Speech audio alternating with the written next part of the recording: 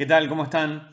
Teniendo en cuenta la resolución del rectorado del viernes, en la Facultad de Derecho de la UBA, como seguramente sabrán, las clases van a comenzar, presenciales, van a comenzar el 1 de junio y se van a extender hasta el 15 de agosto.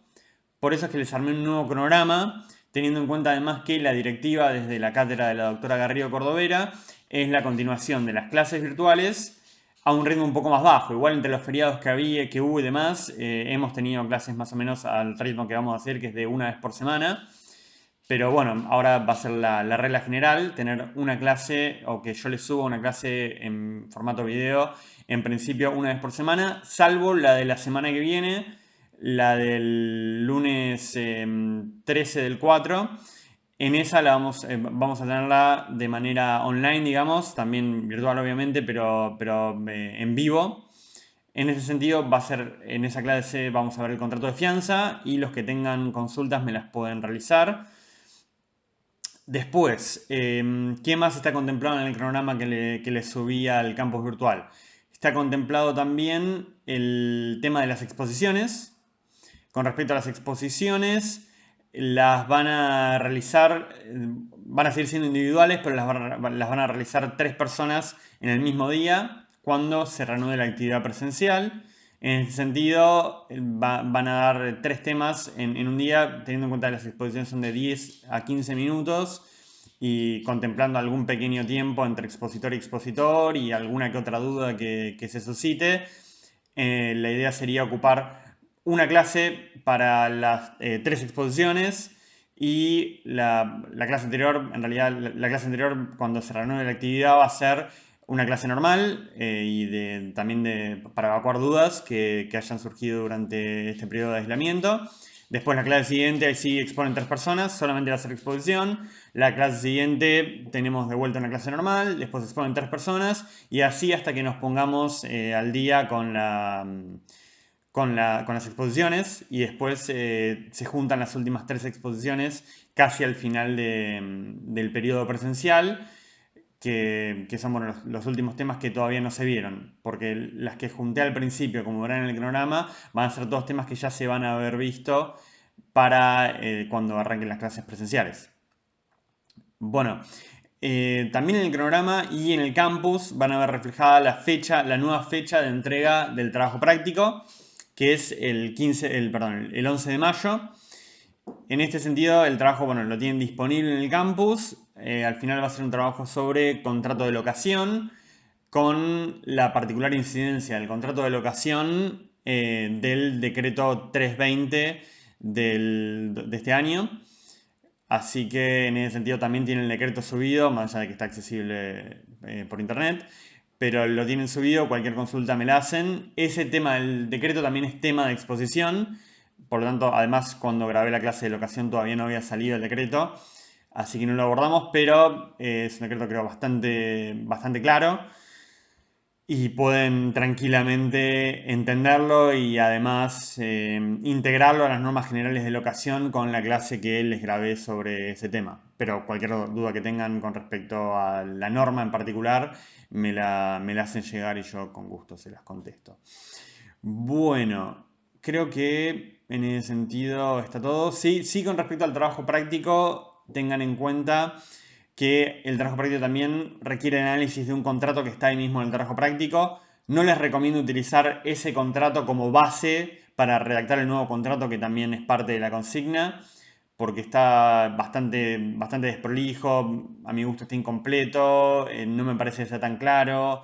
Me parece que en términos formales podría tener alguna que otra cuestión que lo haría un mejor instrumento.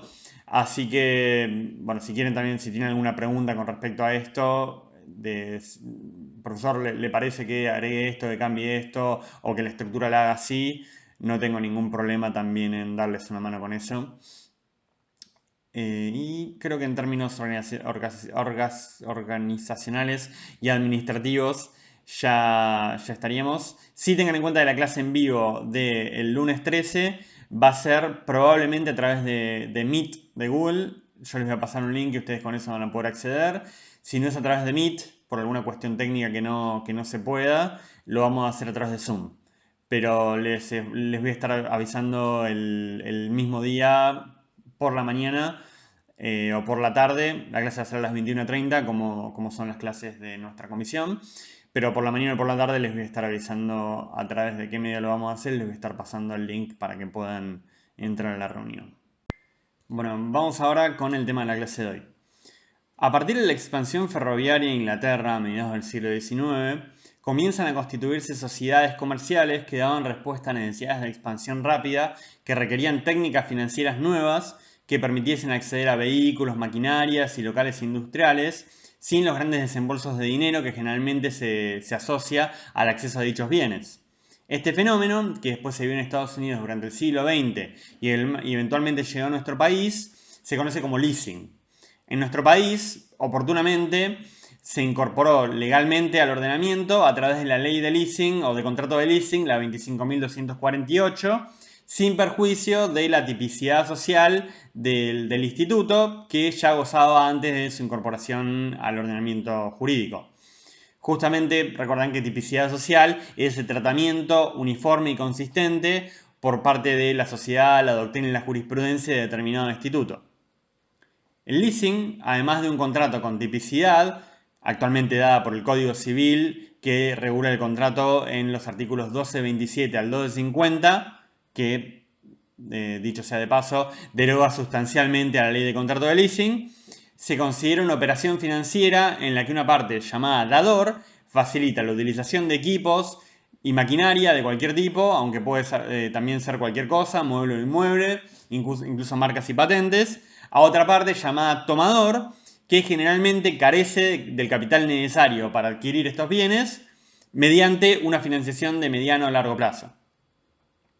El bien, dado en leasing, sirve de garantía de la operación y permanece bajo la titularidad del dador durante el plazo del contrato, pero en tenencia del tomador.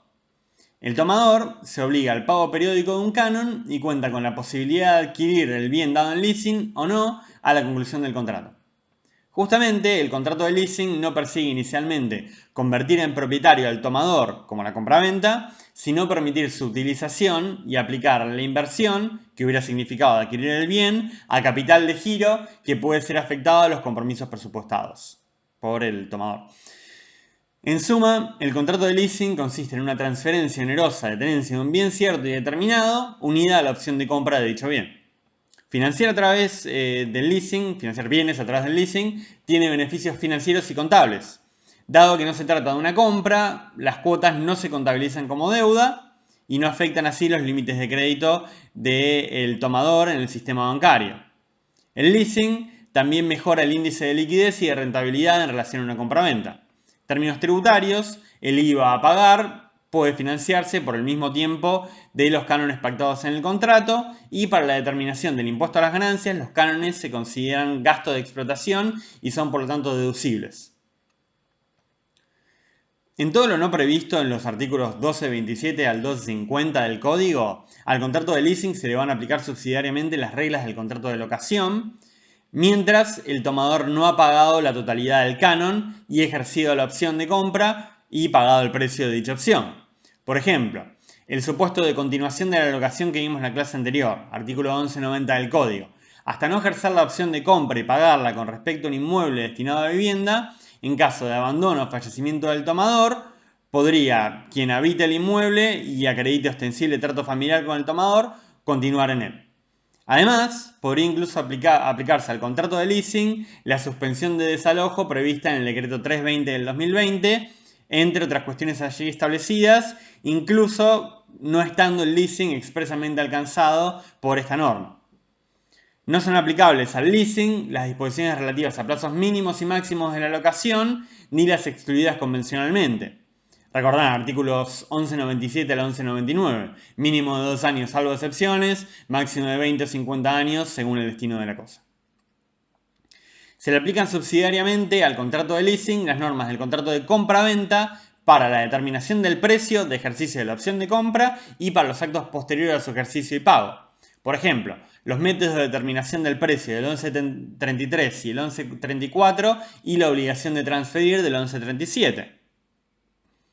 Esto sin perjuicio de que la aplicación de las normas subsidiarias van a ser o no compatibles con el leasing según la modalidad que adopte.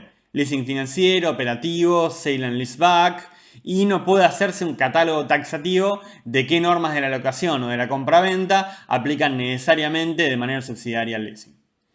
Con respecto a los caracteres del contrato, es un contrato consensual, bilateral, oneroso, conmutativo, formal, porque debe instrumentarse por escritura pública o instrumento privado según la naturaleza del bien objeto del contrato, de trato sucesivo o ejecución continuada, puede ser de empresa o de consumo, según la persona del tomador y el destino del bien objeto del leasing, y generalmente es un contrato por adhesión y es típico y nominado.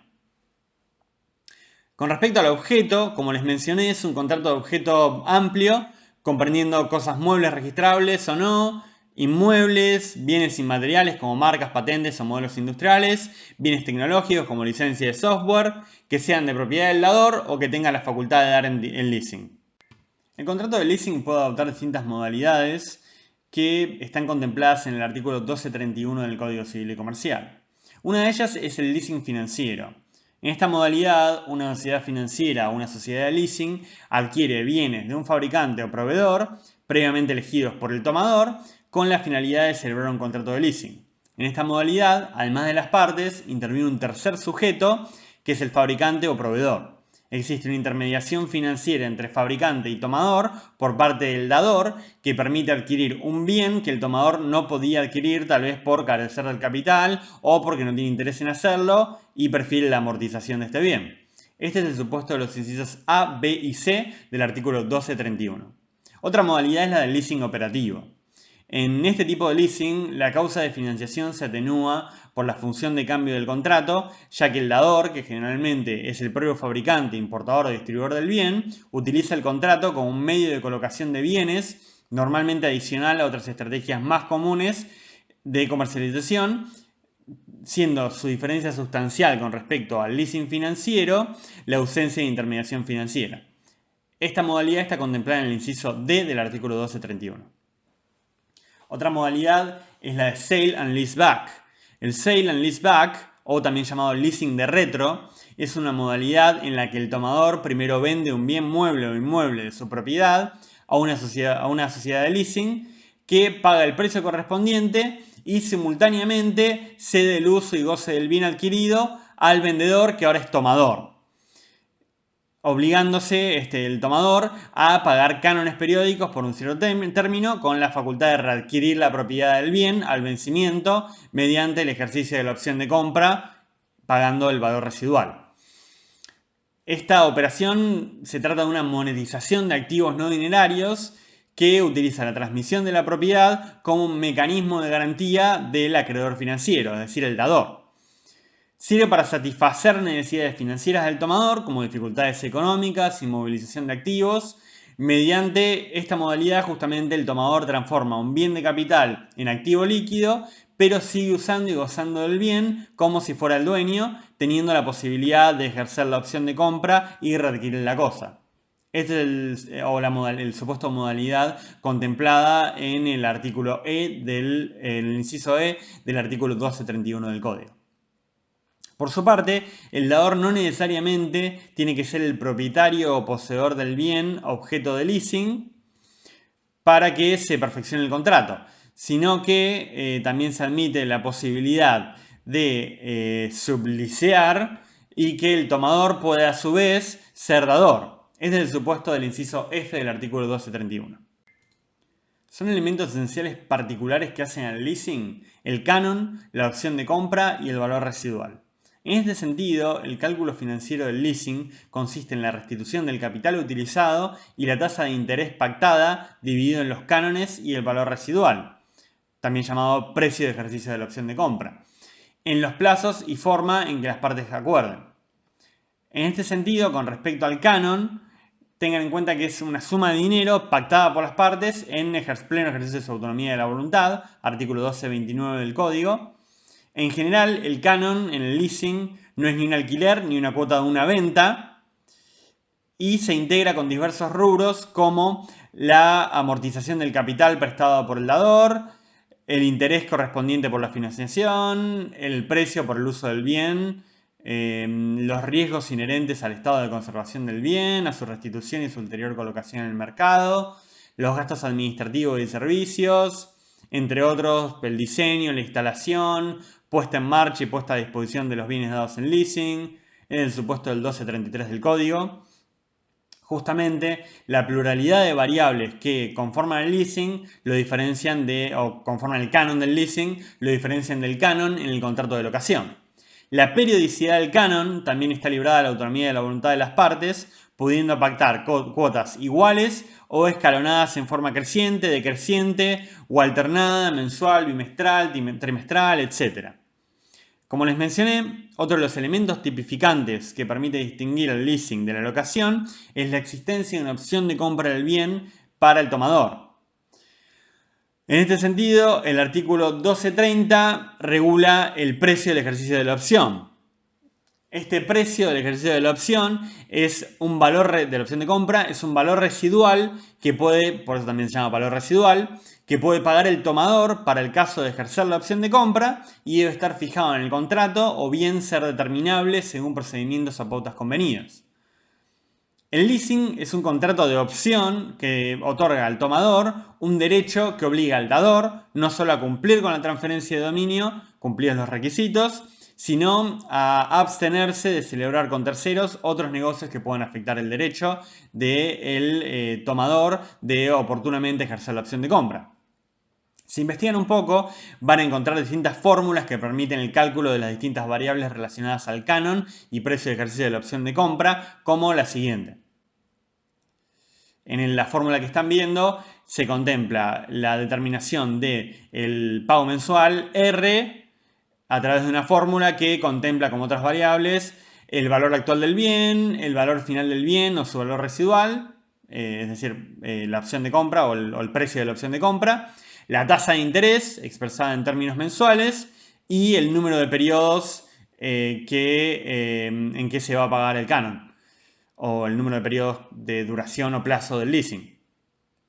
Por su parte, la opción de compra, como les dije, otro de los elementos esenciales particulares del leasing, siempre tiene que existir, pero no necesariamente tiene que ser ejercida por el tomador. Por defecto, puede ejercerse una vez que el tomador haya pagado el 75% del canon total. Este es el supuesto contemplado en el artículo 1240 del código. Tengan en cuenta que no se requiere el transcurso de 3/4 partes del plazo del contrato, es decir, el 75%, sino que se hubiera pagado el 75% del total de los cánones. Esta circunstancia puede no coincidir, es decir, el 3/4, 75% del plazo del contrato y 75% del total de los cánones o de la suma de los cánones, ya que no necesariamente deben existir periodos regulares de pago o montos idénticos en cada uno de ellos. La opción de compra puede ejercerse hasta que el tomador está obligado a restituir el bien al no haberse ejercido la opción de compra o renovado el contrato. Tengan en cuenta que el contrato de leasing o el código tiene previsto para el contrato de leasing, en el artículo 1241, la posibilidad de prorrogarlo. Justamente porque, por ejemplo, por obsolescencia tecnológica o situación económica del tomador, puede no querer o poder ejercer la opción de compra. En estos casos, es útil incorporar al contrato de leasing alternativas que permitan la subsistencia de la relación contractual, por lo que, además de la restitución del bien y el ejercicio de la opción de compra, podría contemplarse en el texto del contrato la renovación del contrato con o sin sustitución del bien objeto del contrato. En este supuesto, va a ser además necesario contemplar cuestiones como el periodo de renovación, el canon o el método de determinación de este, características del nuevo bien, condiciones y precios del ejercicio de la opción de compra, etc. El Código Civil y Comercial contiene un régimen de responsabilidad en materia de leasing. Así, el artículo 1232 establece para el leasing financiero, es decir, siempre que el dador se obliga a adquirir la cosa de un tercero, que el dador va a cumplir con el contrato adquiriendo los bienes indicados por el tomador y el tomador puede reclamar del vendedor directamente, sin necesidad de cesión, todos los derechos que surgen del contrato. Técnicamente, no se trata de una cesión de derechos en sentido estricto, sino una transferencia de la posición contractual del dador al tomador con respecto al vendedor, proveedor, fabricante, y el tomador queda expuesto a las excepciones que el proveedor tenga respecto al dador. 1232 prevé también la posibilidad de liberación del dador de la obligación de entrega del bien cuando el dador lo adquiere según lo convenido con el tomador y el contrato de leasing incluye una dispensa expresa de responsabilidad con respecto a la falta de entrega por parte de un tercero. También puede eximirse el dador de la responsabilidad por evicción y vicios redditorios cuando esto esté previsto en el contrato. Se trata de un contrato de leasing celebrado con un consumidor. Esta liberación de responsabilidad por falta de entrega y por vicios solamente va a ser procedente cuando la elección fue realizada por el tomador consumidor, puesto que esta situación presupone la ausencia de una cooperación económica planificada entre el proveedor y el tomador. En los casos del leasing operativo, así como en los supuestos en que el dador es fabricante, importador, vendedor o constructor del bien dado en leasing, el dador no puede librarse de la obligación de entrega y la obligación de saneamiento. Por su parte, en los casos de sale and leaseback, el dador no va a responder por la obligación de entrega ni por garantía de saneamiento, excepto pacto en contrario. Esto es lógico porque en este supuesto no existe la figura del proveedor, sino que es el propio tomador el que resulta titular originario del bien que adquirirá el dador para entregárselo posteriormente en leasing. En los casos en que el bien objeto del leasing está a disposición jurídica del dador por título que le permite constituir leasing, se aplican las reglas de responsabilidad del 1232 según corresponda en la situación concreta. Justamente en estos supuestos, la regla es la de elección del bien objeto del contrato. En todos los casos en los que sea el tomador el que elige el bien, la liberación de responsabilidad por la entrega o defectos del bien va a ser admisible. Y lo contrario va a pasar cuando es el dador el que determina la elección del bien. Por su parte, el artículo 1243 establece que la responsabilidad objetiva recae exclusivamente sobre el tomador o guardián de las cosas dadas en leasing.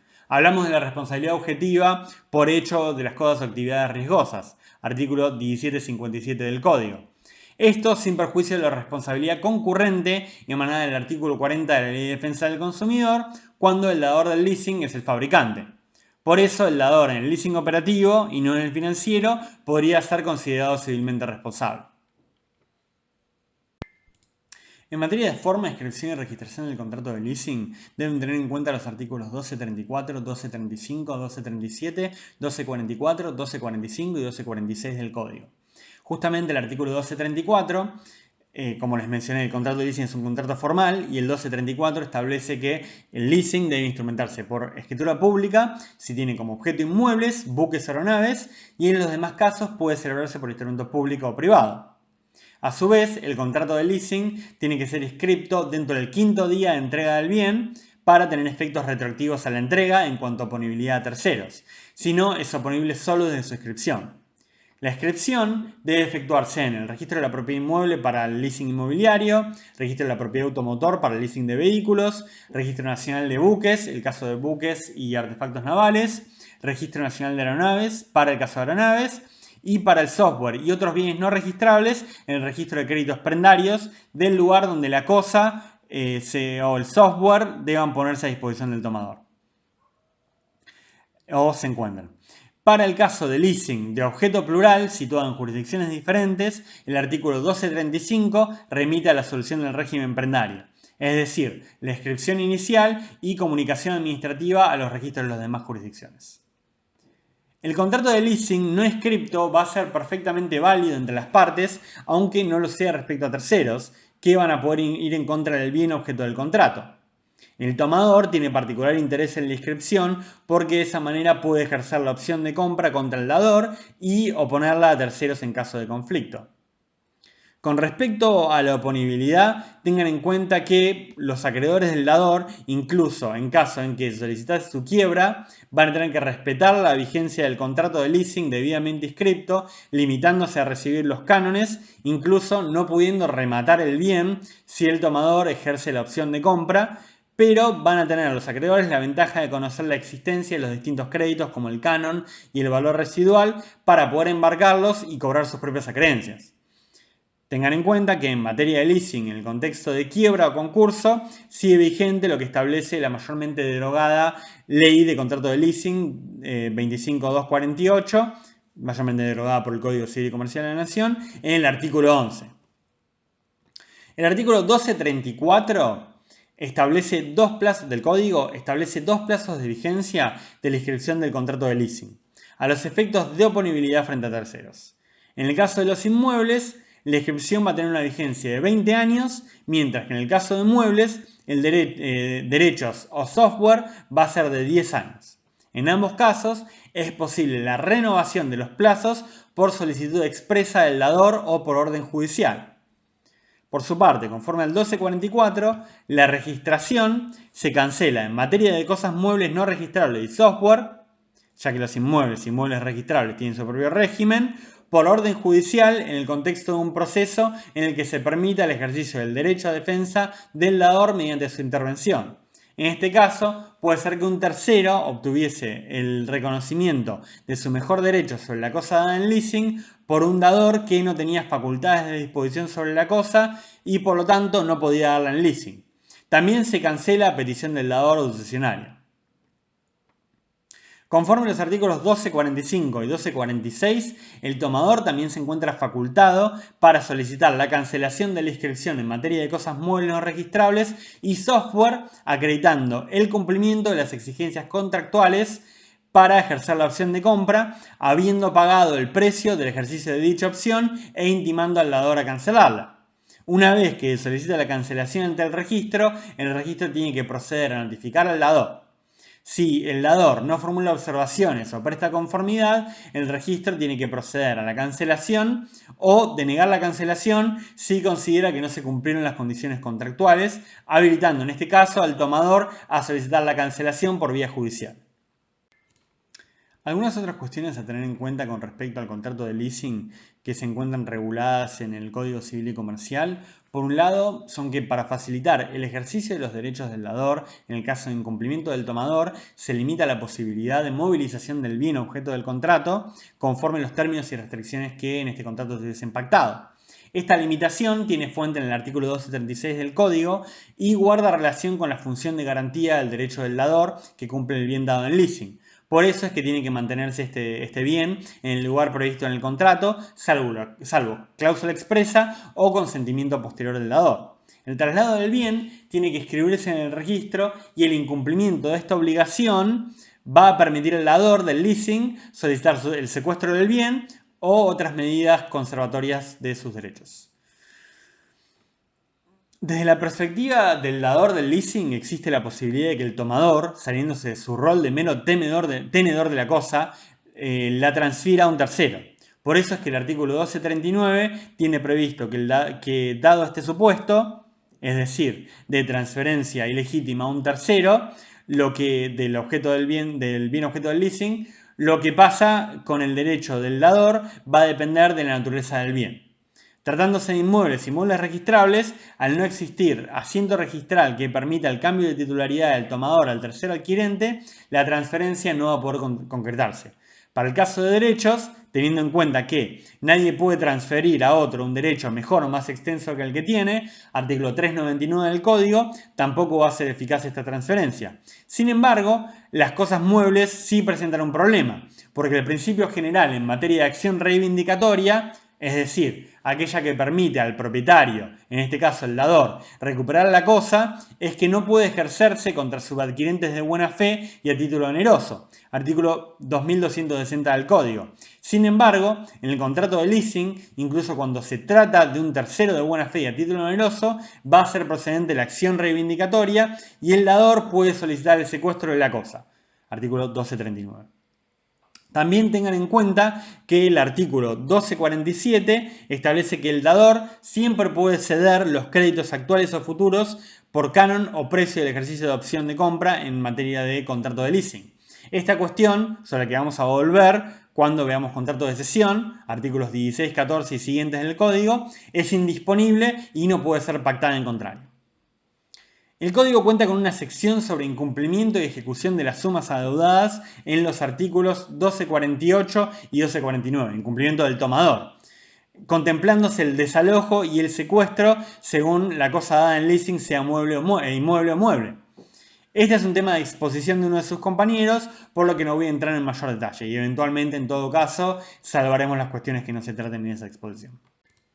Había quedado pendiente hablar de algunas nociones del contrato de renting cuando di la clase de contrato de locación.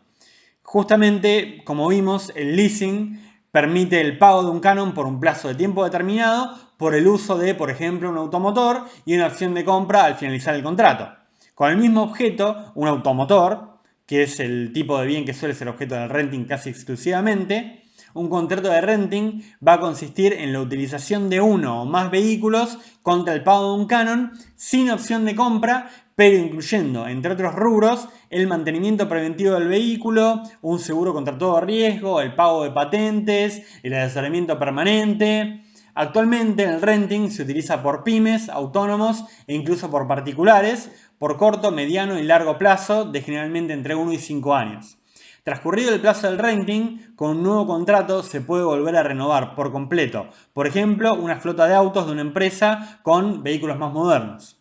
El renting acaba convirtiéndose en una herramienta útil para personas interesadas en el uso de bienes nuevos cada cierto tiempo y sin tener que estar preocupados por temas como reparaciones o seguros.